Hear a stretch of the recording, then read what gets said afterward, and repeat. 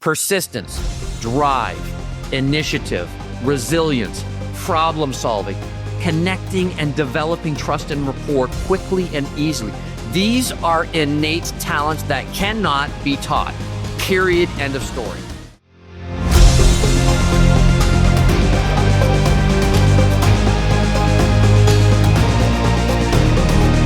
Welcome to the Love Your Brand podcast. If you're looking for real conversations with real people, you're the right place. Let's go! Let's go, let's go, let's go. Welcome to the Love Your Brand show. I love that music. It just gets me in the mood with the right attitude. Today we got Mr. John Pyke, who most often is referred to as the talent genius and the human capital expert. He's a #1 international best-selling author, sales and hiring expert, consultant, and speaker who has assisted with assessing, training, and hiring over 1 million people. Jeez, John, 1 million people. And honestly, I could go on and on. That alone is wow. We've had a couple conversations, John, and you've just blown me away. You've got such powerful proven science behind your methodology. And I think, everybody that's listening, they're going to have those unlock moments today, pop, just really, really hard hitting. So John, just go ahead and take the stage, take the mic, give our audience kind of an overview of who you are and what you do. Thrilled to be here. Thank you for that gracious introduction. So I want to start right from the very beginning to explain kind of what we're going to cover on this episode and why it is of enormous value. So Harvard Business Review did some research, and they found that 80% of poor hires are the result of bad hiring decisions. 80% of turnover is the result of poor hiring decisions. And it can cost up to 5 times the person's annual salary, in addition to how disruptive it is to the company. So today we're going to really talk about talent. What is talent, and why is it the absolute holy grail when it comes to any entrepreneur, any business owner, any executive looking to build a high-performance team? So let me share a statistic that almost everybody's aware of, but yet nobody pretty much knows the answers as to why this takes place. And this is $1 trillion solution. 20% of the salespeople at almost every company globally consistently sell 80% of the total sales revenue. Hold on, John. Say that again. Yes, you have the Pareto principle being true in sales and any other position for that matter. 20% of the salespeople at almost every company internationally will consistently sell 80% of the total sales revenue. That's unbelievable. Mind blowing. So basically, my life story was at a very early age, my quest was to try to figure out what is it that this elite 20% possess that is missing in the bottom 80%. And so let me just kind of briefly share my story. I had the incredible blessing of working for the sales training company that founded skills-based sales training back in the early 60s. So they are the 800-pound gorilla, the least risk vendor. At one point, 85% of the Fortune 500 used this company because they were considered to be the best of the best. Well, after working for them, what I discovered, I had an epiphany, and it blew my socks. It just completely shocked me.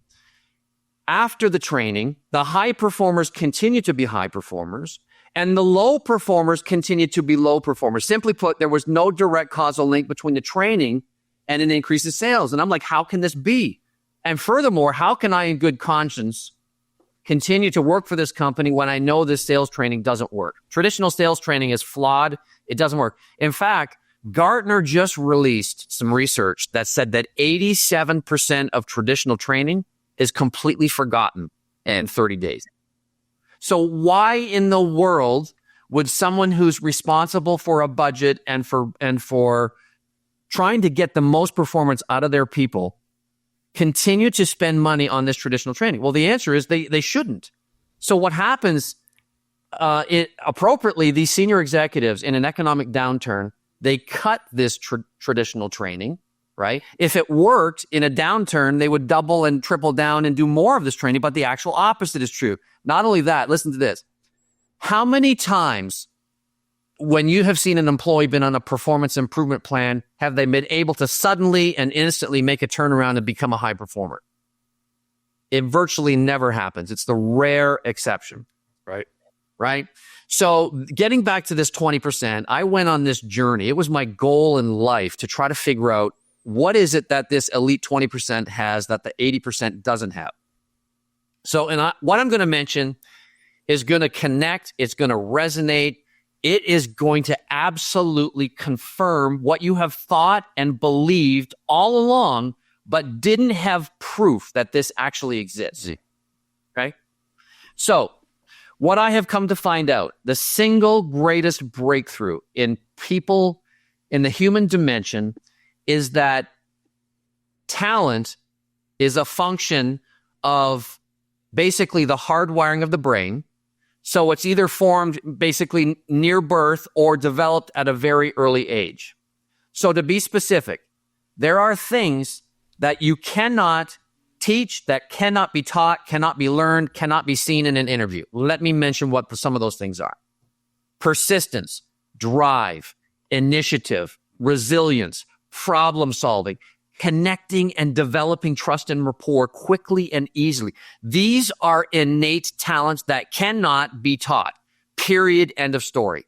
And furthermore, if you do not have a high percentage of this, what I call sales DNA, they will not and cannot perform in sales, period.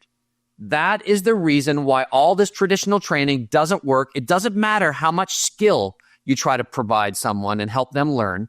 Most of it's going to be forgotten anyway. But fundamentally, yes. All right. So sorry to interrupt, but if you're saying sales DNA, that makes me think, are you saying that people are born with it? Like this, for a truly successful salesperson, that's just something that a select few really are born with?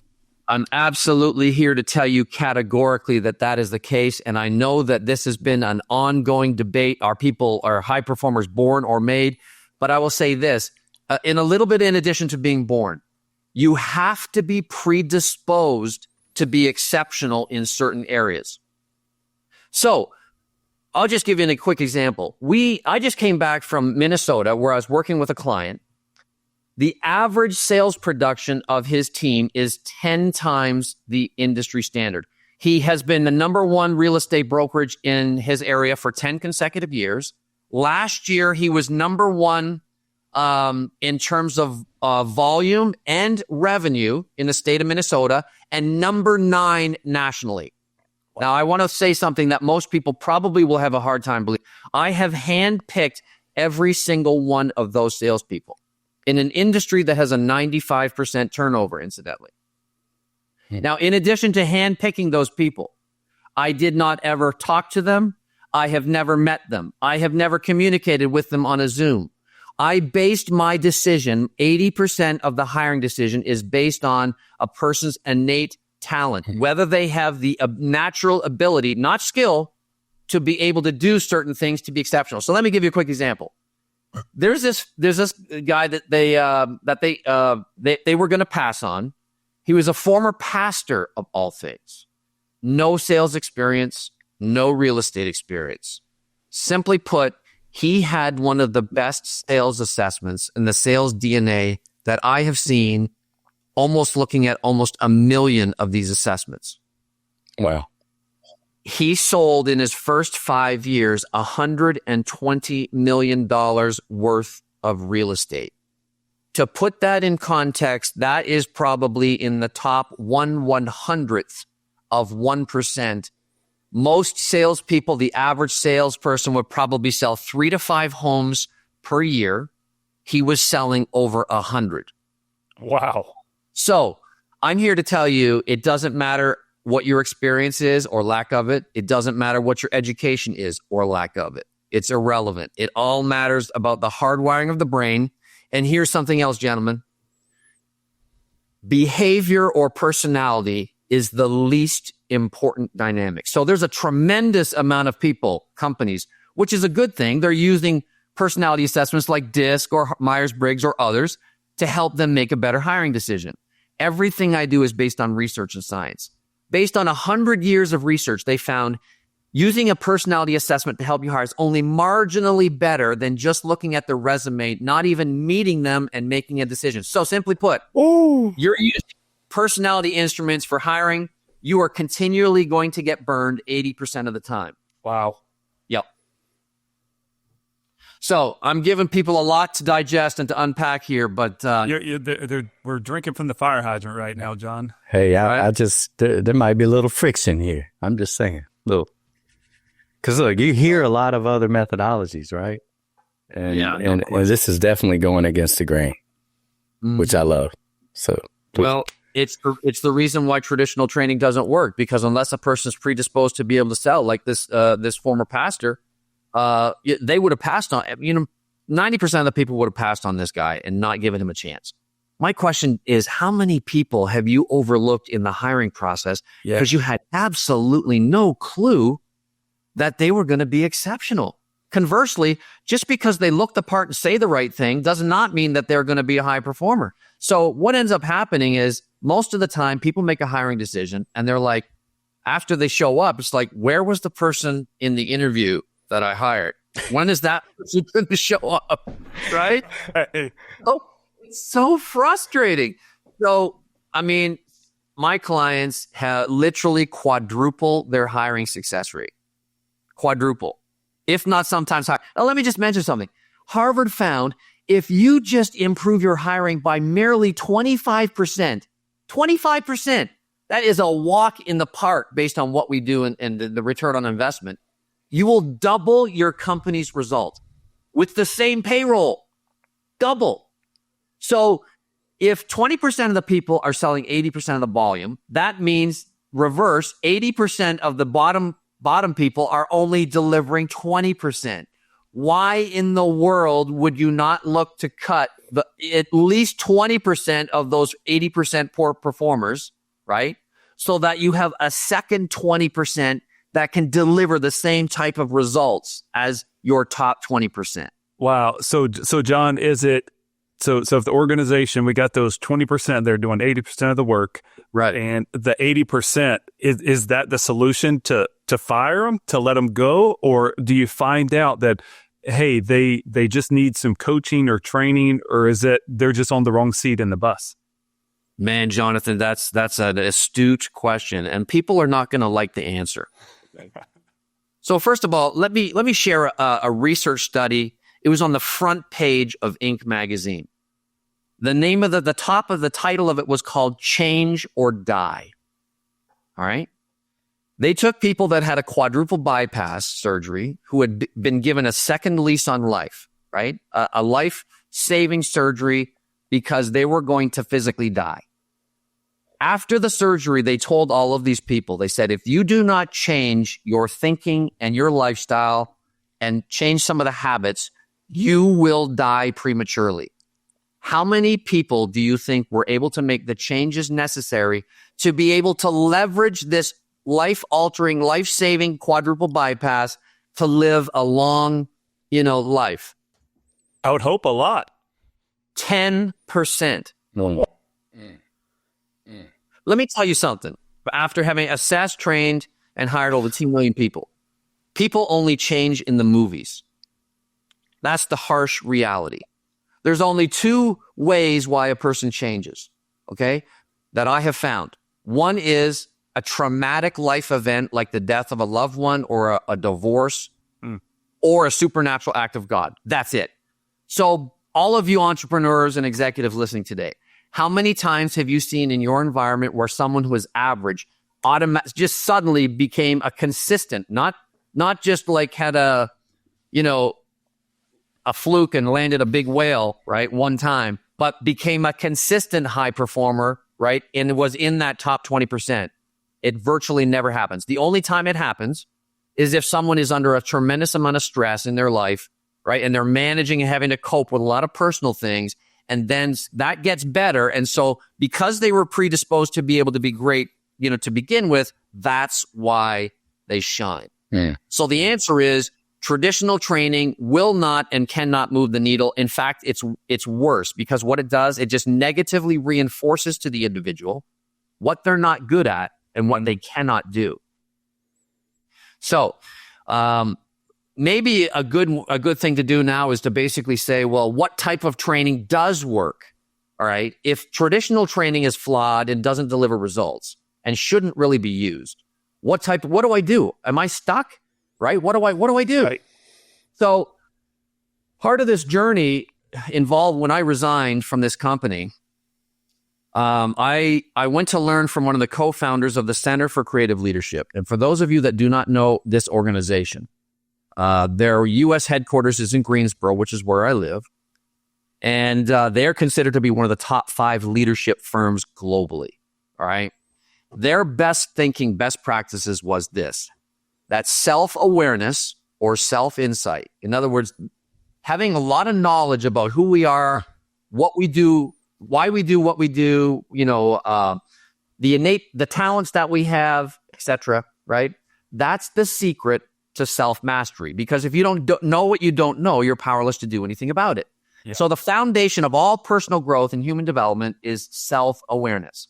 Without that self-awareness, you are incapable of self-managing, because if you don't know what you don't know. Does that make sense, right? Mm-hmm. So self-awareness is the foundation, self-knowledge, right? And then that allows us to perform at the highest level or get to self-mastery. A couple of other things. Daniel Goleman's most recent book called Optimal. For those of you not familiar with Daniel Goleman, he was a pioneer in the whole area of emotional intelligence. He just came out with this book, and he said the vast majority of all of the experts in emotional intelligence agree that self-awareness is the foundation or platform for personal growth and development. Without it, you cannot self-manage and you can't attain the highest performance. Okay. Here's something even more important. We did a 7-year research study of over 200,000 people in 23 countries, every industry, every role, every position, entry level, all the way up to CEO and everywhere in between. We tried to figure out, what is it about the elite? Only 9% of the total population achieved every single one of their performance objectives. Okay. Only 9%. If you can imagine, 91% did not achieve all their performance objectives. There's a reason why employee engagement is at its lowest level, according to Gallup, in 11 years at merely 31%. Imagine you have 69%, right, of your workforce just basically going through the motions. They're not engaged. They're just basically complying with what they're supposed to do and doing the bare minimum just to hang on to their job. They're not fulfilled. I digress. But anyway, let's get back to the survey.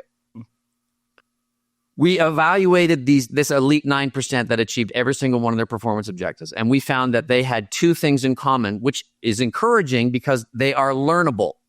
The first one is called self-awareness. We proved scientifically the higher degree of self-awareness, then the person is in the best position to pick a job, a career, a position that's tightly aligned with what they innately and naturally do very well.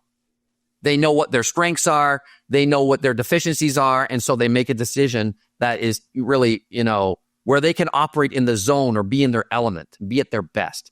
The second characteristic is what we call authenticity. They're not having to try to manufacture or be counterfeit or try to be something that they're not.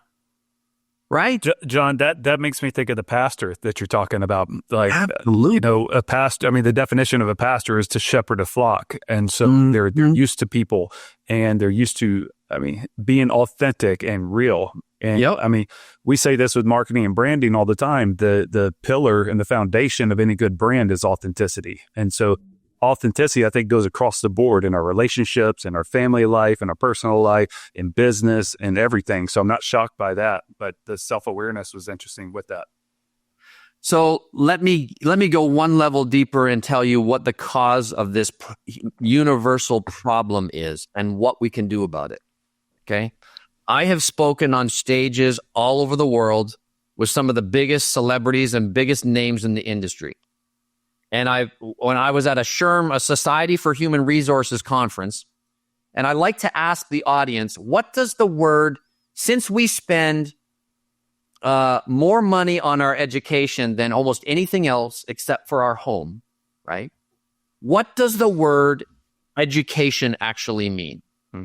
Okay. Now listen to this. This is a travesty. This is an indictment on how flawed and broken our educational system is.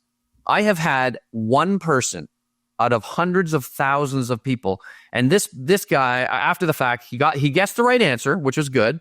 I found out from somebody else he has a photographic memory and he loves like trivia, right? So he was like the outlier, right? Normally people would have no clue. So if we're spending like 18 years of our life, right, in, from kindergarten or pre-kindergarten through middle school, high school, university, and we don't even know what education means. So let me tell the audience here. Education comes from the Latin word educare, which means to bring up or to bring out. It means to bring forth the best and the most exceptional part of what a human being has to offer. Simply put, it's about harnessing a person's what they don't realize that they have and bringing that to their level of awareness, again, the key of self-awareness, so that they can leverage the best of who they are. Now, this runs deep for me, fellas. I was an undeclared major as a junior in college. I had no clue. I had some inclinations as to what I would do, but really didn't have much of an idea. My advisor says, I know what you should do, John. And I said, what's that? You should go into elementary education. And I said, really? I said, well, why is that? You know what she told me? She told me there's a shortage of men in elementary education. It's dominated by women. And incidentally, she happened to be an elementary education professor. She didn't ask me one question about my likes, my dislikes, what gives me energy, what takes energy away. Fellas, I'm here to tell you, I have a minor in elementary education because my so-called advisor thought that I would be a good fit for elementary education. First day I showed up in the classroom, I'm like, oh, get me out of here. This is my... Oh, wow. So anyway, I was intrigued. I went on to get my MBA, right? And my thesis was in the area of intrinsic versus extrinsic motivational factors impacting performance. Or a simpler version of that is it the inside of what a person is bringing to the table that makes them perform, or is it external variables that makes them perform? That's my MBA thesis. The answer is it's not one or the other. It's a combination of the two. Okay. So what we know, some recent research from DDI, they said that I think it's 57% of the reason why a person leaves a company, right, is because of their immediate leader, their boss. And an additional 35 are dreaming and longing and trying to figure out a way to leave the company to get away from that boss, right? So the information that you are able to get with these assessments is an absolute game changer. Okay, so maybe we can shift a couple of gears here and I can talk a little bit about how this impacts hiring, how this differentiates you and makes you the only logical choice, because the process that you put a candidate through is so absolutely incredibly compelling compared to the broken system that 99.9% of the companies use today. It's like no contest. Is it okay if I transition? So real quick, John, I want to segue into this, then we can go into the hiring process, because I know you are the talent genius. But one thing I want to touch on is I think it's became sort of a form of normalcy with businesses in today's society. You know, they have a couple good eggs and a couple bad eggs, and they're like, I can't get all the good people, right? It's unrealistic. So if they've got 100 people, right, they've came to the conclusion, well, this handful is going to constantly underperform, and it's okay, because at the end of the day, my whole pie, right, we're overperforming. So right, I would like to I think it's became normalcy to where when you've got an environment, you're like, well, these guys, they're not going to replicate this guy. They're not going to be me, for instance, or do this or do that. And I'm going to live with it. You know, it's like, because you've got people listening right now. It's like, oh, crap, I've got 25 people. You know, 5 of them are killing it. The other 20, what do? Do I fire them? How can I shift them? Because you got to think that's traumatic to a business owner, right? What you're saying is breaking, but also earth shattering, right? To most individuals, they can't come to grips and say, wow, I just need to fire all 20 people and keep those 5 and rehire 20 people. So you talked about training, self-awareness. What can a company do if they're in that boat? Is there any other alternative besides shifting them around, putting them on the right seat on the bus, diving into training of some sort that's not traditional to maybe help them move the needle? So it's just not, hey, let's just get rid of them and find new people. Sure, absolutely. So let me say, first of all, the vast majority of people out there do not know that this technology exists, and it's been around for more than 4 decades. Wow. And the person that created it was going to win the Nobel Peace Prize in a landslide because of the value of what this provides.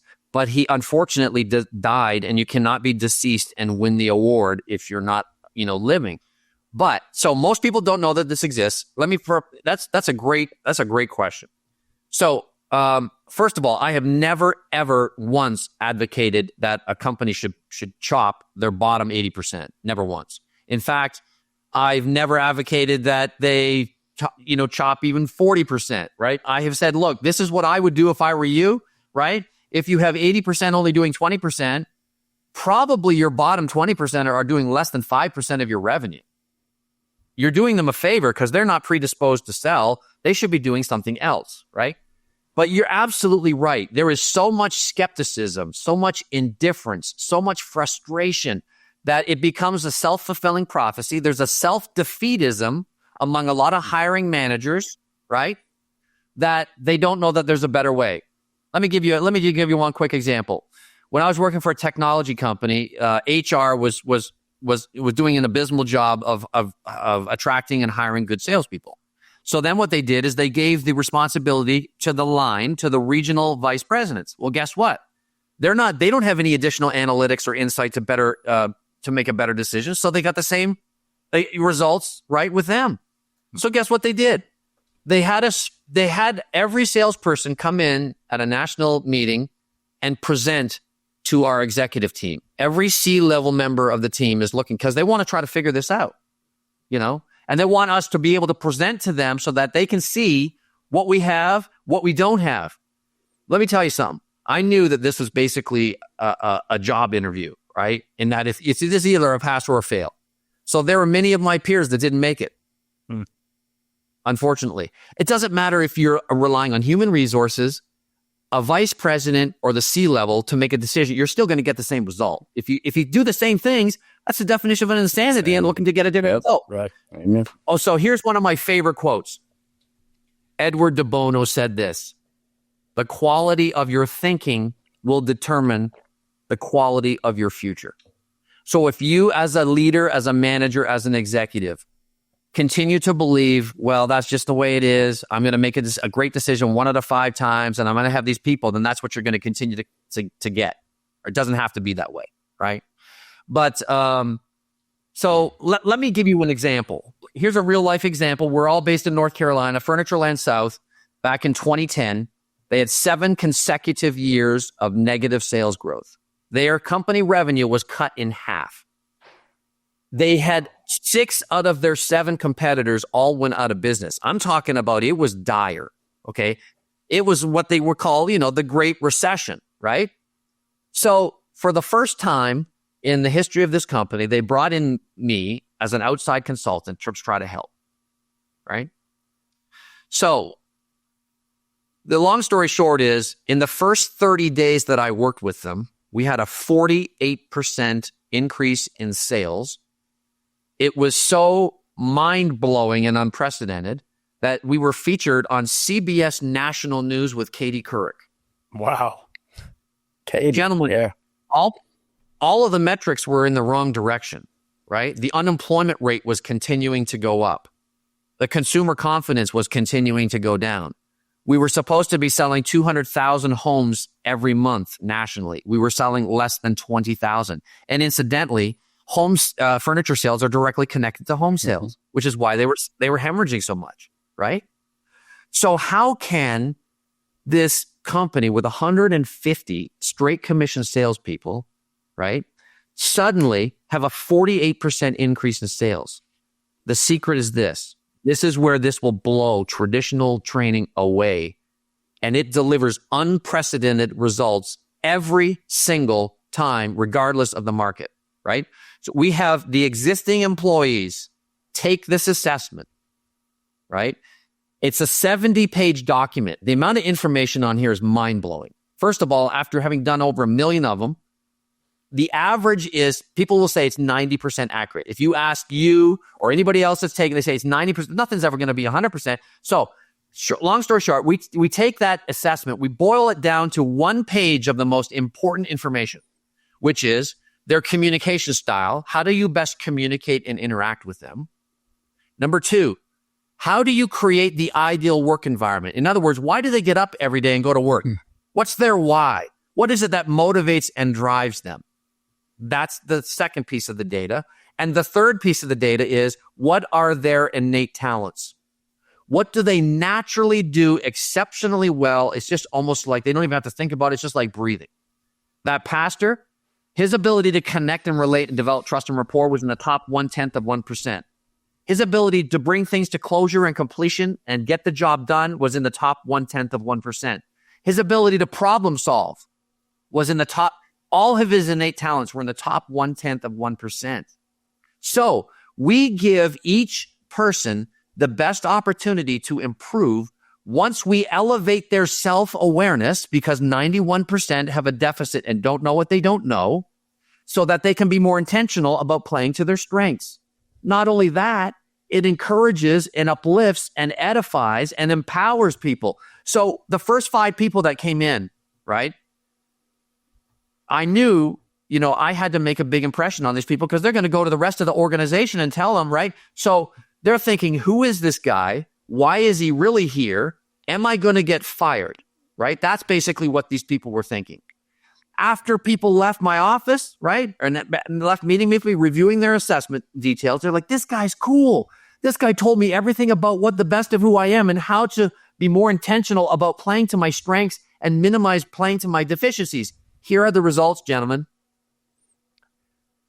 The top 20 people in the company had a 60% increase in sales volume. Wow. The bottom 130 had a 9% increase in sales.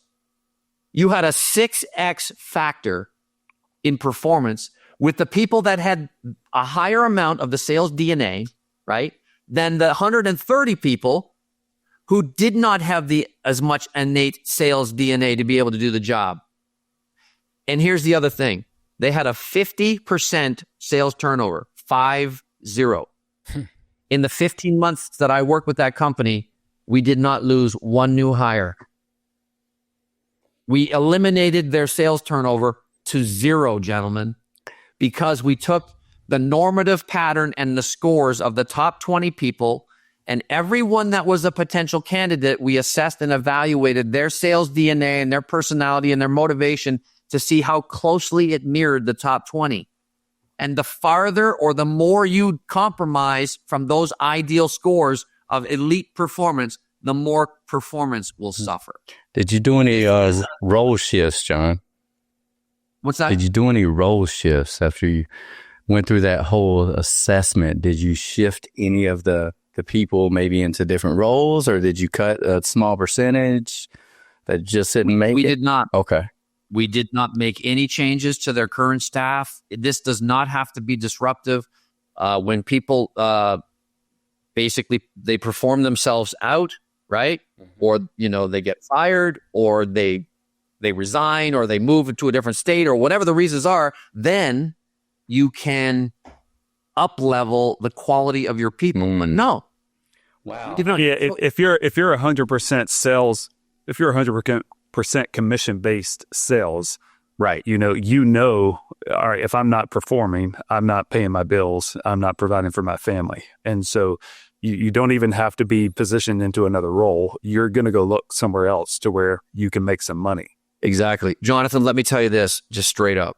This was the most disenfranchised, discouraged, demotivated sales force I have ever in my career walked into. Why would you say that? Because think about they had 7 consecutive years of negative growth. 6 of their 7 competitors went out of business. They were making 2/3, most of them were making 2/3 less than what they were accustomed to making on straight commission. It was bad. Okay, right? So let me, in case somebody stepped away and grab a coffee, I want to repeat this and make sure I heard it right so they can hear it. So you said 7 years they've been in the negative. Yes, organization. You come in and in 30 days you increase sales 48%. Did I hear that correctly? You're absolutely right. And that primarily was attributed to the self-awareness, like doing the assessment with these individuals. They start to have that self-awareness, and their own self-awareness turned around and increased sales. Is that absolutely right? Now, let me mention this. That's mind-blowing.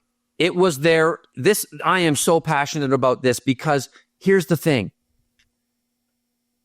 Who is the most interesting person in the world to an individual? Jason Ramsey? Absolutely. I think that's kind of a hierarchical answer, right? The most interesting person in the world to every person is themselves. Right. So what happens is, and this is sensational, we would like to take a small break to thank one of our sponsors of the podcast, Manna Nutrition. They are constantly saving lives, and they continue to save lives around the world. Manna Nutrition is a revolutionary nonprofit company with one simple mission in mind: to end malnutrition.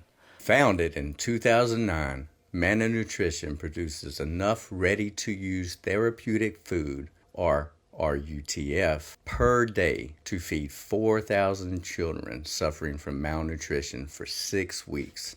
Yes, 6 whole weeks. Manna allocates 100% of donations to the production of RUTF.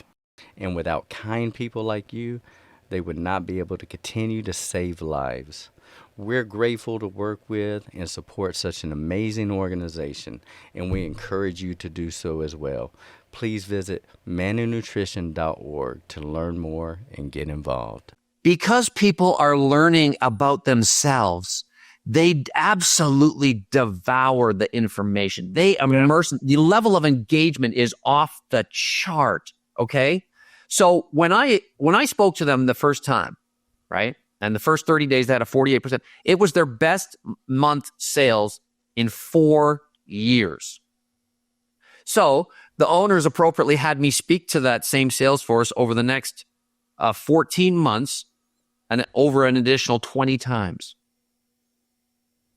And I taught them the art and the science of how to match and mirror the personality and communication style of the buyer so that you become more likable, more believable, more trustworthy. You instill confidence, you add value, and you make that connection, because at the end of the day, people buy from people that they know, like, and trust. That's right. So this is a game changer, gentlemen. But even this is the best sales training in the world. You're only going to get a modest improvement from your bottom 80%. I want to go on record to say, for realistic expectations for an executive or for a business owner, you are only going to get a modest improvement. It will be the most improvement that is possible. But see, this is not an outlier. This happens every single time. There's another small company. The name of the company was called Southern Community Bank. Okay. Branch managers and people that work in banking are notorious for being order takers, right? So that's why they reached out to me. They said, John, we got to do something about this team, right? They're not proactive. They're not, right? They all have VP titles, but they're basically not doing much.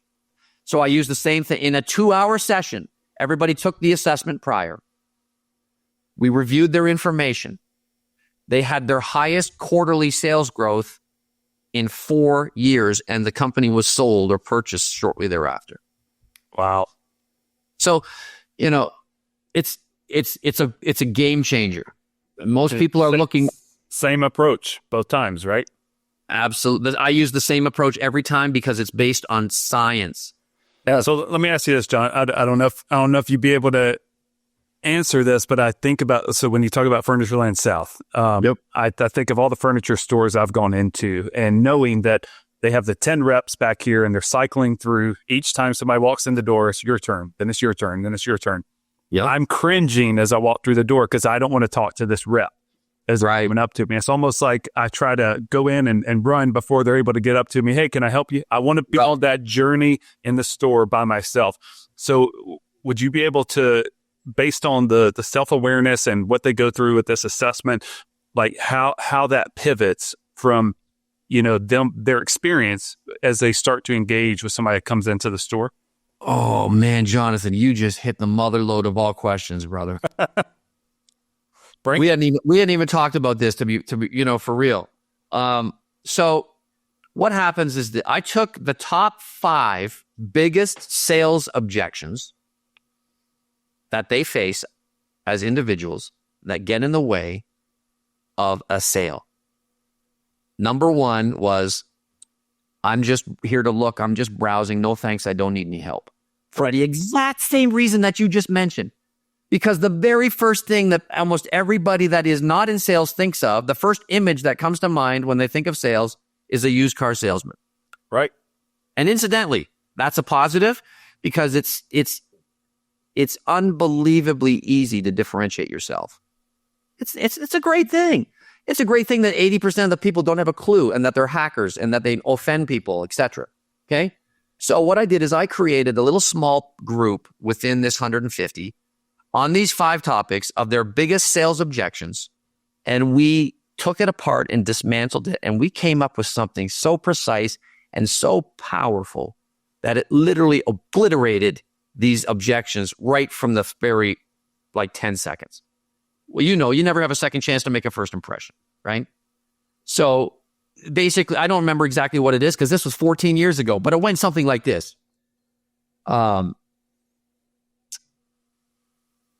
I appreciate the fact that you kind of just want to go out on your own, okay? We have over 20 football fields of furniture in this facility. You will get lost. Do you mind if I make a recommendation to you? Do you mind if I just ask you a few questions to try to determine a little bit about what it is that you're looking for and what's important to you? And if I haven't added a lot of value to you within the first 15 minutes, I'd be happy to release you and you can go on your own. Or something along those lines. That's 14 years ago, right? Yep. But the point is, you're acknowledging that. Actually, now that I'm talking this, I'm actually thinking about more of what it was. We say, look, the last thing that we want is for you to have a poor experience, right? And so we are incredibly customer centric here. That's what we're known for. So I want to be here to be a resource for you. I am not going to try to be a hard closed salesperson like you're going to experience somewhere else. Anyways, there's something along those lines. And so that's one of the reasons why they were churning through some people. Look, because if you get a new person or someone that's in the bottom 80%, and say, for example, we had people that would come in that were, multi-millionaires that were going to spend 7 figures on furniture. Right. And they would leave and turn around and you'd never know. So although we had dramatically less viable buyers coming through the door, we were closing a substantially higher percentage because of paying attention to the details. So let me just mention something. Oh my gosh, there are so many things that need to be completely overhauled and dismantled. Let me tell you one of them. Here's one. Jason, getting back to what you were talking about before and this defeatist mentality, sales is just a numbers game. How many of you have heard sales is just a numbers game? Yeah. It is a half-truth, or better stated, it's a lie. Sales is not merely a numbers game. It's also an accuracy game. And nobody is teaching this stuff. An accuracy game starting from accurately hiring the best salesperson that has the sales DNA and the innate talent, the things that you can't teach, the things that cannot be learned, persistence, drive, initiative, handling, rejection, connecting on an emotional level, problem solving, etc., and 70 other different dimensions. right? Accuracy. It's accurately opening the call because how you open is more important than how you close. If you don't open well, you're never going to get to the close. And if you don't close, it's a symptom that you've done something wrong before you got to the close.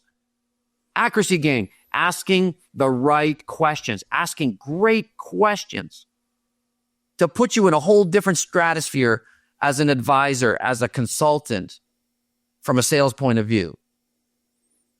An accuracy game, embracing objections as a friend and as an ally. That objections come to instruct, not obstruct. It helps you to understand you're now out of alignment, and you need to basically ask, hey, Jonathan, and people don't teach this. They're so consumed with going through a process or skills, they're not even paying attention to the customer, and they're more concerned about what they're going to say than listening to what the customer has to say. That's right. So you just look at your body language, hey, Jonathan. You mind me asking you something? Based on your, I just kind of detect that you're kind of a little bit uneasy or you have a little bit of uncertainty. Would you mind explaining why that is? Oh my gosh. Do you think even 5% of the salespeople out there are trained and have that type of right? Not at all. They have a script. Every person that walks in, it doesn't matter what they're going through, they have their script exactly saying the same thing over and over again. And dude, I feel like, John, just real quick, I want to address this. I feel like, 14 years ago, 15 years ago, dude, salespeople were killers. Like, they would wake up hungry. Like they needed to pay their bills, right? You had such a commission-driven structure. Another thing that I feel like has morphed, right, is the structure of doing business. You bring in, now that technology is advanced, everybody focuses on performance marketing, inbound, bringing them to you. I feel like salespeople in general has become lethargic, lazy. They're getting higher salaries, right? That to where if they're like, you know what, I don't need to get additional sales this month. I'm okay. I feel like there's been such a shift in the last decade, just in the business structure per se, that back in the day, you got peanuts, you had to sell, right? Or you didn't, you couldn't pay your bills. So that was motivation in itself, right? So we were hungry, so we had to go get it. So you're absolutely spot on. So let me get back to some more research. Okay. We did a global research study. We took the single highest performing salesperson, the number one guy or gal at 178 different companies to figure out what is it that made them sensational? What is it that makes them great? From a motivation point of view, this has some far-reaching implications. Okay. Virtually no one, I can count on probably both hands how many people in my 30 careers have been able to even get this right. Number one, show me the money. They are so highly economically motivated. It's not about greed. It's about financial stability and security. It's what money will do. Sending your kids to private school because our educational system, public school is terrible. Looking after aging parents, going on nicer vacations, having a second home, driving a nicer car. This sales force that Chad up in Minnesota, his average score for his sales agents is in the 90s on economic drive. Wow. He does not have to go to sleep at night and concern or worry whether or not his salespeople his agents are going to be motivated the next morning. The second most important characteristic or motivator for these top elite 1%, number one people, achievement drive. The desire internally to be the best version of themselves and to drive themselves, not to be arrogant, but to rival and surpass others and to be the best version and to be number one and to get recognized. Here's the thing, gentlemen. Again, we've talked about this before. You cannot instill that in someone. You either have a certain amount of it or you don't. So most people, they're like, they've got their head in their hands, right? And they're frustrated because you're like, why will Susie And why will Greg not perform? They look the part, they say the right things, but they never do anything. So here's the danger sign. Every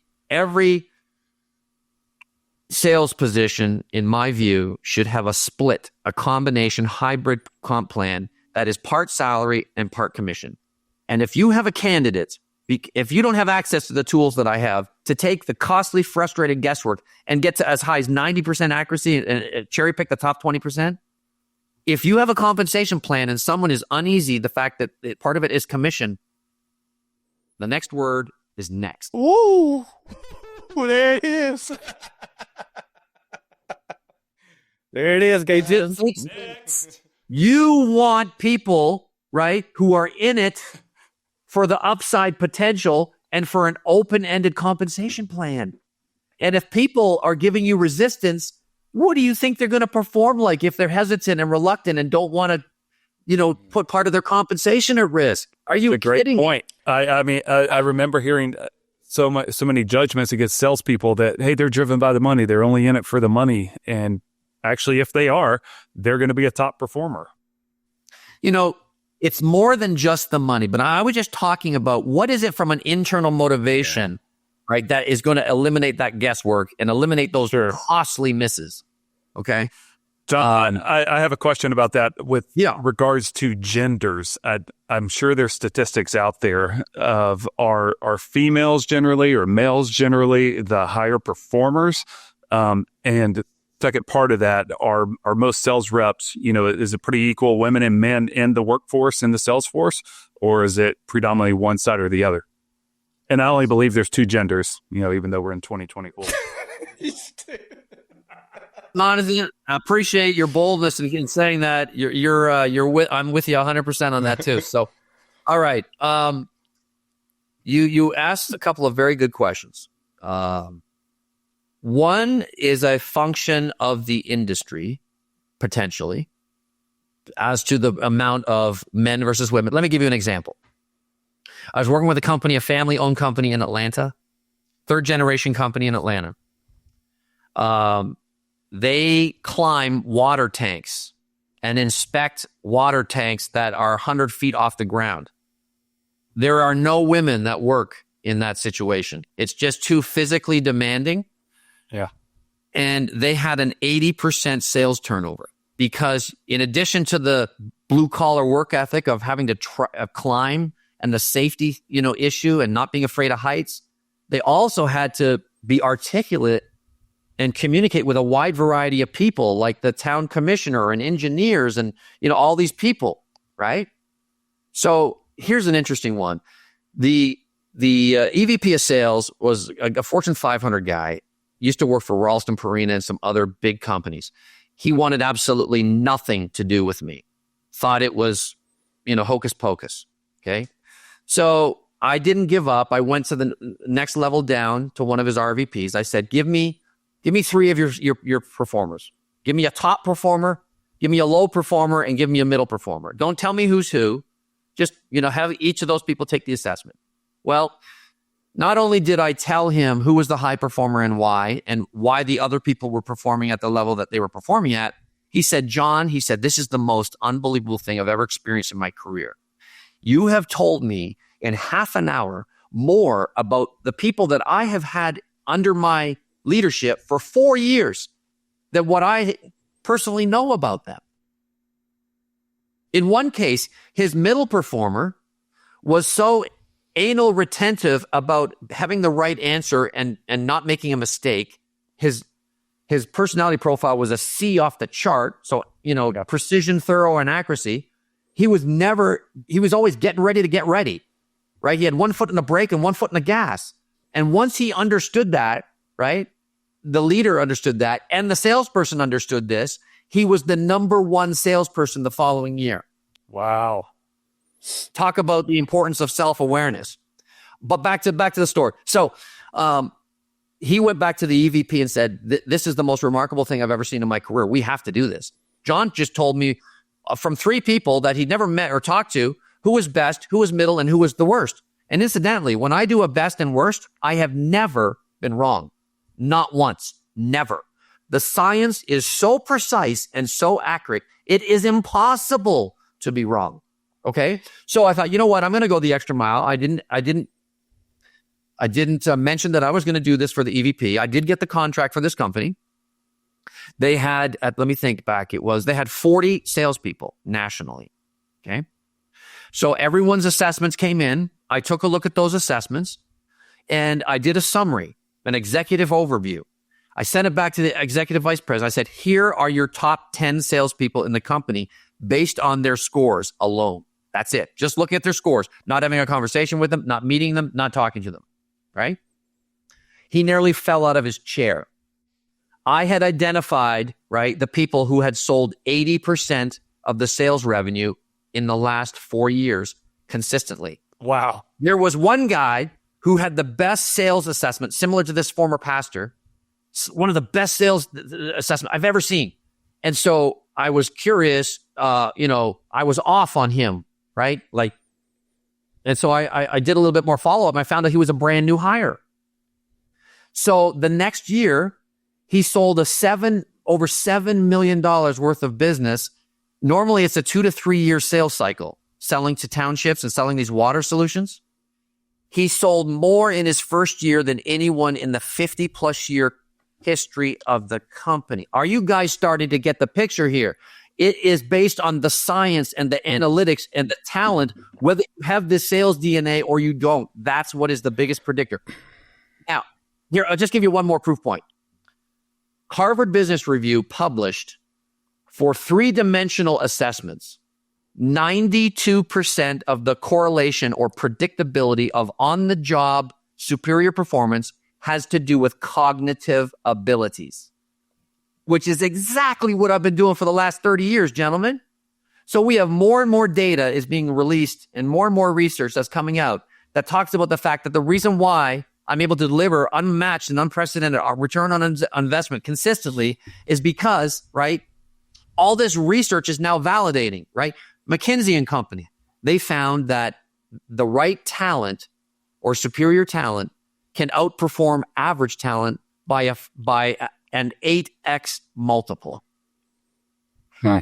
We don't need their research to tell, because I have countless amount of success stories. So in that case of this company, this water company in Atlanta, right? They had an 80% sales turnover. 80. They had no clue when it came to hiring. You had to have a blue collar work ethic, but not be scared of heights, be able to, have the versatility to talk to engineers and town commissioners and consultants and executives, etc. Right? I took and it was costing them, it was a 2 to 3 year learning curve, incidentally, before they even knew if someone was going to perform. All these certifications and all this learning that they had to get. I took their 80% sales turnover down to 0. Wow. And the first year I worked with them, they sold more than in the 40 plus year history of the company. They achieved more sales, grew the revenue the highest extent in the year that I worked with them. So, oh man, I have 100 questions. Go ahead. Can't ask all 100, but when we've chatted with you previously, John, you mentioned kind of reverse engineering the traditional interview. Yep. Can you expound on that a little bit? Is that part of the process you're talking about, to where you can take 80%? Absolutely. So let's take a look at the tired, broken, traditional interview. Okay. It's offensive. It's off-putting. There are statistics that tell us that 67% of people that go through a traditional interview either go online and write a bad review about it, or they tell a lot of people about their experience. So think about it for a minute. Think about the last time that you went through a traditional interview. You do everything that you know to do. You do your due diligence. You do your research. You look online. You look at the person's information on Facebook, on LinkedIn. You'll go to their company website. You find out about what you do. You assemble some questions. You get all this preparation. You dress up. You drive to the place. And then what happens? They pepper you with questions for about 50 minutes straight. Yeah. And then they say, oh, Jonathan, with the 5 minutes that we have remaining, what questions do you have? And this will be on video nowadays, right? I don't want to. Are you kidding me? And you're putting your company's success on that? What a joke. Okay. So this is what I teach my clients. First of all, you have thousands of people that apply to specific jobs over time. With this unbelievable accurate, assessment and being able to measure the hardwiring and innate talents, you're able to sift, sort, and separate and only bring in those people that are hardwired to perform at a 90+% degree of reliability. Are you with me? So I reach out to Jonathan in all manners of communication because people have preferences, whether it's text, voicemail, or email.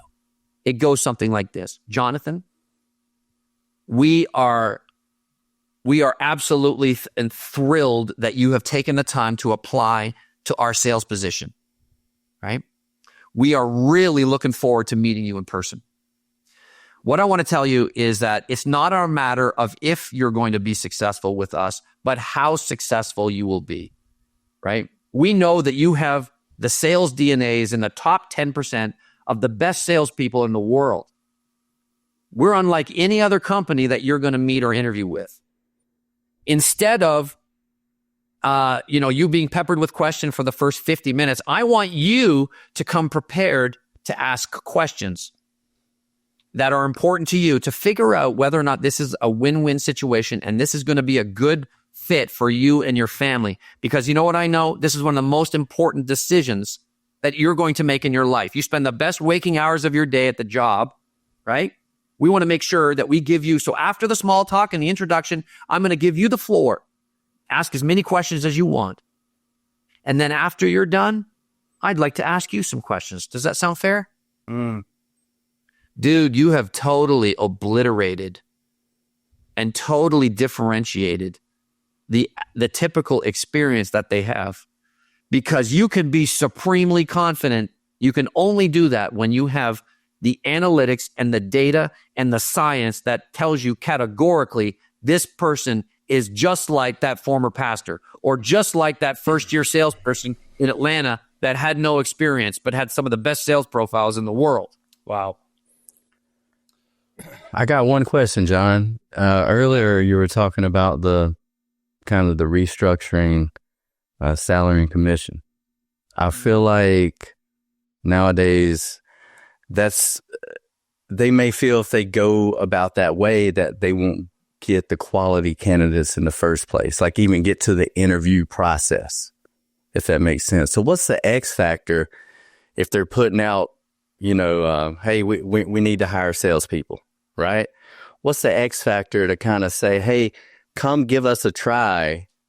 Our salary might be lower. We got way more incentives if you actually sell versus going to these other, dozen companies that start you off at a higher salary versus lower commission, if that makes sense.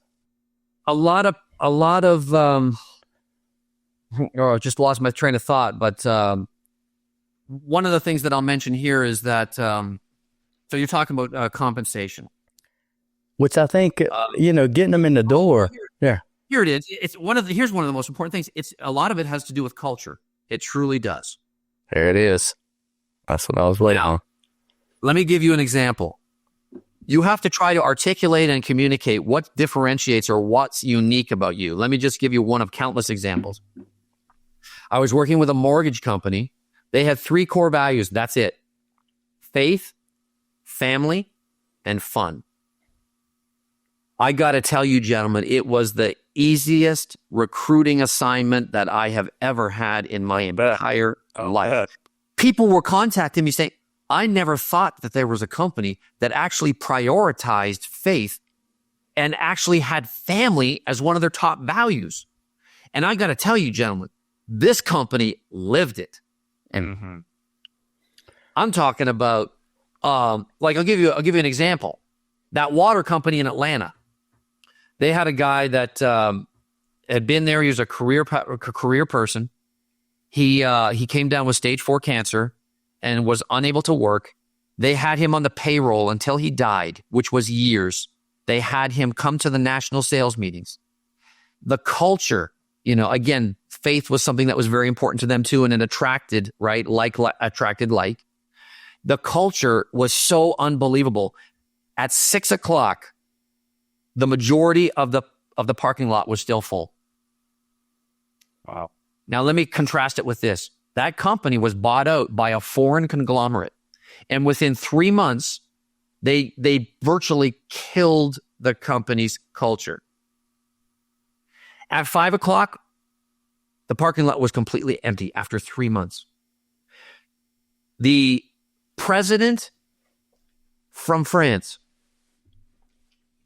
the grandson was the only family member still working for the company after it was sold. And it was their custom to open in prayer. For 50 years, that was their custom. That was their tradition.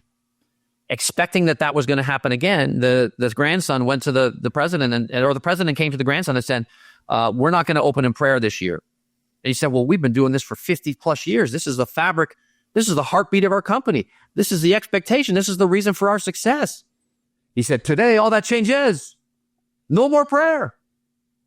The grandson resigned immediately on the spot and said, I just tender my resignation. I'm done. Wow. They ended up having about a 35% sales turnover, or not sales, turnover of their employees, just based on the shift in culture and an absolute arrogance and ignorance around not valuing a different country and a different country's values and a different geography within the United States, which is the Bible Belt, right? So culture, what do you stand for? What is it that would attract me as a candidate? It was the easiest assignment because it was faith, family, and fun. And it was like, it was incredible. Let me also mention this. When I was at that sales training company, they had a new CEO come in.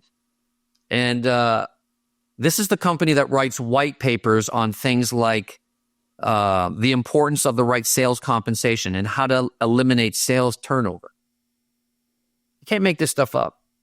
This guy came in and he was not very happy that there were so many people in sales making more money than the CEO. So what do you think he did?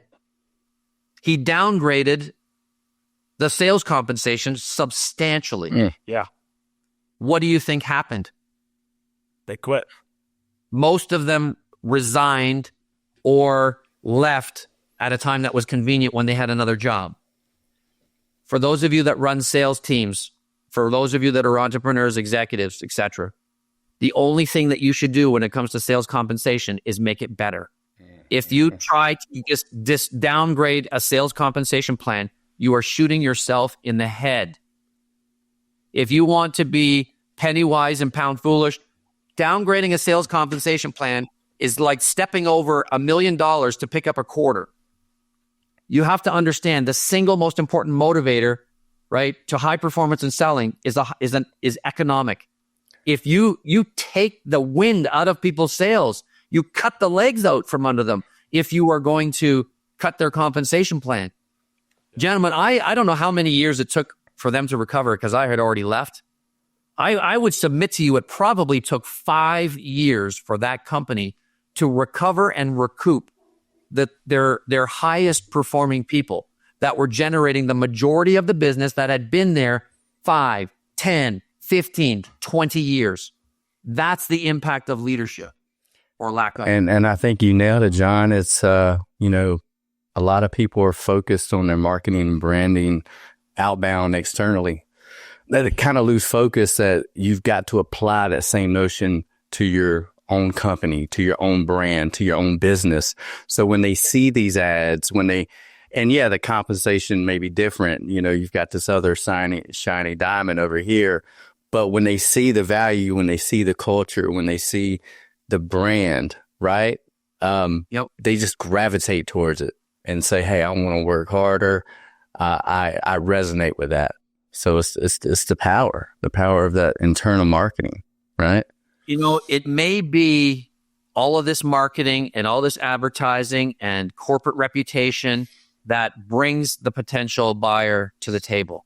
But let me tell you again, based on research, what we know, the single most important decision criteria as to why buyers buy has to do with personal characteristics of the individual salesperson.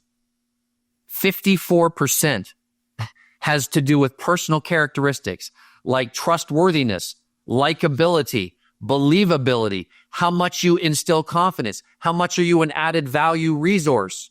And the remaining 46% of why a buyer buys is most influenced by the salesperson. How does it impact my profitability? How does it impact my profitability? Is the price of the investment fair, or in other words, justifiable? To mention some of them. I submit to you, this is a truism. There are two challenges to every company: sales and everything else. Yeah. That's good. That's good. It doesn't matter how good your service is, how good your product is, what the pricing is. If you guys, if people don't have a top-notch person representing the brand, the firm, the company, it doesn't matter how much marketing you've done. I had a situation in my career when I was selling technology where I had the deal, multi-million-dollar deal. Okay? Unfortunately, this is painful. It still hurts to talk about it. I had someone that was inserted into the account who was in professional services that did a lot of the evaluation and uncovering all the details.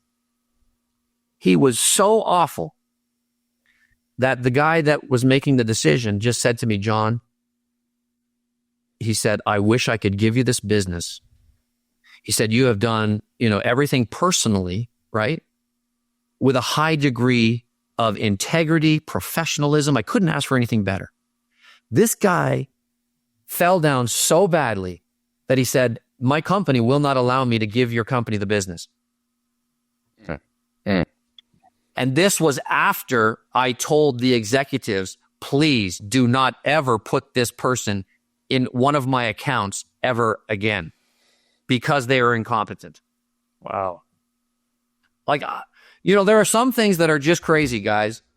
You've seen it in your careers. Nothing would happen to this guy. He was like sabotaging multi-million-dollar deals over and over again, and they continue to put him back out there. I'm like, what are you guys doing?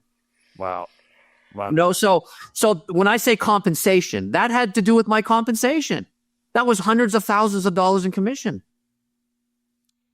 John, I have one last question as we wrap up today's episode with you, and we'll give you a chance. I know you have an assessment. You're going to give that offer to our audience that is listening.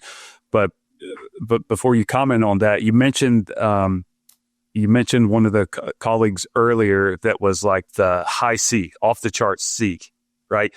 Was it this assessment to where you came in, he took the assessment, that's where the self-awareness came in, to where he was able to see that he was off the charts?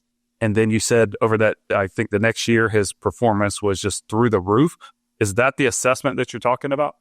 Absolutely. So in addition to the personality profile, the DISC, okay, I'm a super user. I use it extensively, but it's the smallest and least important part of the decision. He already had the sales DNA. His talents were exceptional. Okay. But he had a blind spot. He was operating out of fear and reluctance because he didn't want to make a mistake. Here's something else. The number one thing that salespeople fear is being embarrassed in front of their customer. If you're in marketing or in leadership, you need to provide them with the right resources so they are supremely confident and have a lot of conviction and enthusiasm in what they're presenting and how they're positioning it. This guy, he had a high sense of urgency, a high detail orientation. He had 1 foot on the brake and 1 foot on the gas. He was just going back and forth like this, and he was always getting ready to get ready because he was shocked and concerned about the fact that he couldn't overcome or manage every single objection that was potentially out there in the universe. Yeah. So in that instance, this guy was a high potential performer, but he had a blind spot when it came to his personality, and being reluctant to move forward. And once he got past that, boom. Let me give you another example. I was working with a company in Ohio, a real estate company. And incidentally, this is just one of hundreds of industries that I've worked in. Every company, every client that has worked with me for a minimum of 7 years using this system and this science has all at least quadrupled their sales revenue over 7 years. Wow. Quadruple. Okay. In this case, they had gone from 100 homes to over 400 homes, right? But this one particular interesting guy, he was an enigma, meaning they couldn't figure, he was selling, 5 times the average sale of a typical traditional real estate agent. But they knew that he had more, and they couldn't figure out why he hit the ceiling for 7 years, couldn't get past 25. So anyway, I had about a 10-minute conversation with this guy. He took the assessment. I did some one-on-one with him. First thing I said out of my mouth, and I don't do this, I can count on one hand how many times I've done this. His sales profiles were unreal, like the former pastor, all right, and this other guy in Atlanta. The first thing I said to this guy, if you are not making a multi-six-figure income, something is seriously wrong. His profiles were so tremendous. He had the sales DNA through it. He had everything that you need to be absolute, right, stellar in sales. Now, he was already doing 5x the industry standard, so that's still good. The owner of the company called me a few months later, and he said, John, he said, what in the world did you say to this guy? And I said, actually, it was 3 months later. He said, and I said, well, why? What's going on? What do you mean? How's he doing? He said, I've never seen anything like it in my career. He said he is selling more homes than he has ever sold before in the 7 years that he's been with us. And in the next full calendar year, he sold 4 times what he was typically selling prior. He had a mental block. You know what it was? He did not give himself permission to be more successful in life and in business and in work than his own father. Wow. And that is the first and only time where I was able to kind of pinpoint and figure out, right?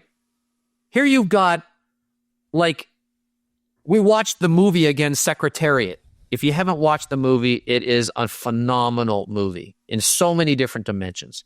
Here you have a secretariat, but he can't get out of his own way because he has a blind spot, a lack of self-awareness in what is holding him back. So sometimes, Jonathan and Jason, you have people who are thoroughbreds on your sales staff, but they don't know that they don't know, and they're getting in their own way. And because of being able to use this assessment, it will dramatically help them to break through that wall. But I will tell you this to be reasonable and to be fair and to operate in 100% integrity and authenticity. If I come in and train your salespeople, you're going to get about a 10% lift on the 80%, and you're probably going to get anywhere from a 3 to 6x lift on your top 20%. Wow. So when I just got back from Minnesota, my signature sales program is called How to Sell Faster, Easier, and Close More by Pushing the Buy button in the brain. We don't have time to go over that, but essentially, I mentioned before, right? The biggest reasons why buyers buy, it has to do with the specific characteristics of the individual salesperson. And when the contrast between how you sell and how everybody else sells is so vast, you are only going to be you will be the only logical choice, and you will trigger more decisions in your favor because of that contrast, because the brain is constantly scanning for contrast. That's how we make decisions, right? So don't have time to go into that, but it is all based on the assessment. My sales training program is all based on the assessment. I have trained, hired, assessed over 1 million salespeople, another million of all other positions, whether it's operations, finance, administration, etc. Doesn't matter if you're training those people or sales. You start with the foundation, the solid foundation of self-awareness. They devour the information. They're learning more about themselves. They're learning more about their innate talents, what they're great at, what their deficiencies are. and then they can leverage the best of who they are and feel so much better about themselves because the first time in their life, imagine you are the company that tells a person for the first time in their life, here's why we hired you. It's not a matter of if you're going to be successful, but how successful. And incidentally, we didn't have time to basically talk about onboarding, but when you onboard somebody that way, research tells us you have a 70% increase in productivity and an 82% lift in retention. Because that whole thing of who are you? Do I like you? Do I trust you? Is this person the same person that I was meeting in the interview, right? You connect and you're aligned and you're connected at the hip and you're connected on an emotional. You develop almost an instantaneous magical connection with that person. They're just going to flourish. Why is that so important? Because research has shown 68% of companies say that it takes at least 7 months for any new hire to get to a level of productivity. The remainder say it takes a year or longer. Wow. Well, so this is, ladies and gentlemen, this is part one. You know, if you're not slow when you're growing, and we're going to do the assessment. Yes, I said it. You're going to learn how awesome I am not at some things. Anyway, we can't wait. We are ecstatic, right? I mean, the self-awareness, everything that you said, John. You know, I've been bought in since our first conversation, and I think so many people are going to be impacted by this. So it's going to be such a pleasure to actually go through the process, and we're going to have a part two, and see what we uncovered, and see if we can, you know, showcase some unlocks, you know, and some more wisdom on this next podcast. Well, and I know that. Oh, go ahead, Jonathan. John, I was going to just promote you that this offer, this assessment is free. Is that correct? Yes. You know, if you're listening today, the only thing that I would ask out of courtesy, I only have a certain amount of time. If your company, if you have 10 people in your company or more, then I would love to offer for you to test drive these capabilities, complimentary, no charge, because ultimately this, even though I have crushed it, and we have crushed it in hundreds of industries, right? I haven't crushed it perhaps at your company. So in order for you to be supremely confident, you need to test drive this in your industry, at your company, with your people. So here's what I would say. If you're listening today, and yes, sales is the primary area of my expertise, but these principles are universal and it applies to all positions. But if you have a sales team, I'd like you to book a call with me. We'll assess your very best salesperson, your number one salesperson, and one of your weakest. Don't tell me who's who. I'll tell you why your high performer is your high performer and why they will continue to be a high performer. And I'll tell you why the low performer is a low performer and why they will continue to be that low performer. Doesn't matter what you do from a training, a mentoring, or development, coaching point of view. They just don't have it and never will. So it's if you go, I have created a special web page just for this podcast. It's not my primary website. To schedule a time on my calendar where we can kind of review this and you can test drive it. And it's at mentormejohn.com. Mentormejohn, JOHN.com. Awesome. Wow. mentormejohn.com. Guys, go take advantage of that. Sign up for that. And if you didn't hear it, that's what I was going to say, John, is that if I'm the organization, I give you my top performer, I give you a mediocre performer, and don't tell me which is which. John, you, John, we're going to tell them who is the top performer and why they'll stay that way. Guys, take advantage of this. Like Jason said, we're going to do it within our team, learn to be better, learn, are we on the right seat on the bus? And so, John, we'll drop that in the show notes as well so people can click on it and sign up with you. But man, this is like a mind-blowing episode. And just that, 20% of the people do 80% of the work is just one of those, like, can't believe it. You hear it all the time, but backing up with statistics you showed today, we're thankful for the time you shared with us. Absolutely. A pleasure to be your guest. And you know something, everybody listening today has experienced what we're talking about firsthand. They intellectually know that what I'm talking about is valid. Now you have scientific, undisputed proof that's based on over 4 decades of analytics. So I'm just gonna mention one more sweetener if all this isn't enough. All right. And you may think that this is insane or crazy, but I'll just tell you straight up as it is. When you use this instrument to assess your current people, it will tell you with a 95% degree of accuracy if someone is planning on leaving your company. Now, let me repeat that again. It will tell us with a 95% degree of accuracy if someone is a flight risk, meaning there's something that's taking place either professionally or personally that's getting in the way, and they don't think that they are going to be here within the next 12 months. When I mentioned this to Chad in Minnesota, he was kind of like, John, that can't be true. He took the assessment and his team took the assessment. When he took the assessment, his results came back as him being a flight risk. What did he say? I have his email to verify this. He said, absolutely true. I've been working in this industry for over 20 years, and I'm looking to slow down and make some changes. Wow. And incidentally, he was the second leader in the real estate industry that week who had come back as a flight risk. And so that just look, we have helped save companies hundreds of millions of dollars by being proactive, being armed with this information. We could then go to the person and say, hey, what's going on right now that's causing you to have a little bit of uncertainty or ambiguity about what, whether you're going to be here, a year from now. Wow, that's powerful. And y'all listen. The mic drop right here. Yes, absolutely. Absolutely. Oh my God. John, this is enlightening and eye-opening and just super fun to chat with you today, man. We wish you much success. And like Jason said, this is just a part one, because I think you have plenty of content inside that brain of yours, your experience with 2 million people, to where we need to share more. So we'll have you back on. Much appreciated. Thank you, gentlemen. Thank Awesome. you. Thank you. Thank you guys for listening. Until next time. All right. Thanks for listening and joining us on the Love Your Brand podcast.